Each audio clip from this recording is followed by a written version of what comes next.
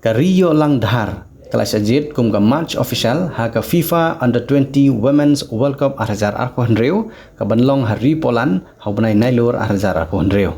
Ia kene lapan bana dag All India Football Federation lang bagi rensan social media jongkah.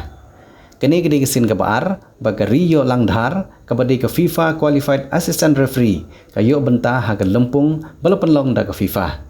Mensua kalau longru kum ke asisten referee ha ka FIFA Under-17 Women's World Cup arcar arpsau ha Dominican Republic.